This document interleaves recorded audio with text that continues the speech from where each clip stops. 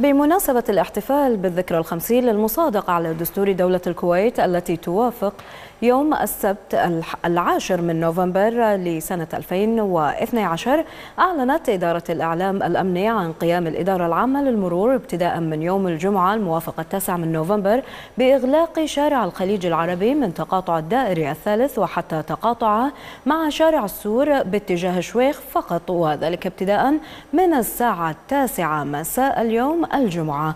وفي يوم السبت الموافق 11 من نوفمبر ل 2012 يوم الاحتفال سيتم إغلاق شارع الخليج من تقاطع الدائري الثالث وحتى تقاطع شارع السور بالاتجاهين، وكذلك المخارج المؤدية إلى موقع الاحتفال وتخصيصها للمشاة فقط من الساعة 6 صباحا وحتى نهاية الاحتفال.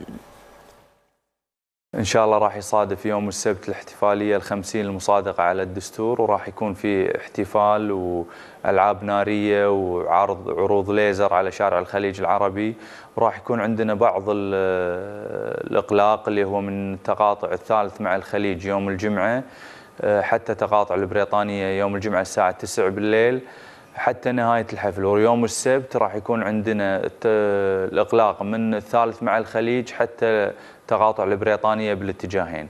فحاب اني اوضح لكم الإغلاق اللي راح يكون ان شاء الله على الخريطة. راح يكون عندنا الإغلاق يوم الجمعة من تقاطع باتجاه واحد من تقاطع الثالث مع الخليج حتى تقاطع البريطانية. يوم السبت من الساعة 6 الصبح راح يكون عندنا الإغلاق من تقاطع الثالث مع الخليج حتى تقاطع البريطانية بالاتجاهين. بمناسبة الاحتفال راح يكون بالمنطقة هذه اللي هي من الجزيرة الخضراء حتى الأبراج، هذه المنطقة فقط راح تكون للمشاة. عندنا في المواقف محددة اللي تشوفونها باللون الأصفر، هذه المواقف الخاصة للجمهور. كل موقف راح يكون فيه باص، والباص راح يكون فيه أحد رجال الأمن راح يوصلونكم إلى أقرب نقطة اللي راح تنزل فيها اللي تشوفونها بالخط الأحمر، راح تنزل فيها إلى موقع الاحتفال. عندنا راح يكون عدة مواقف اللي هي من حديقة الشعب حتى تقاطع الثالث مع الخليج. المواقف هذه فيها باصات، كل موقف فيه 6 باصات.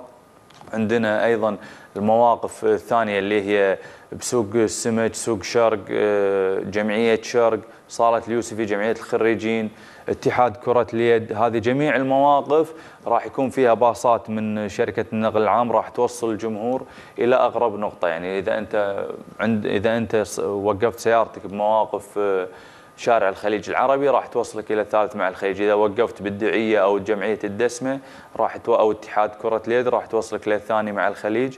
جمعية الخريجين ما راح يكون فيها لأنها قريبة عند يعني ماكو 20 متر.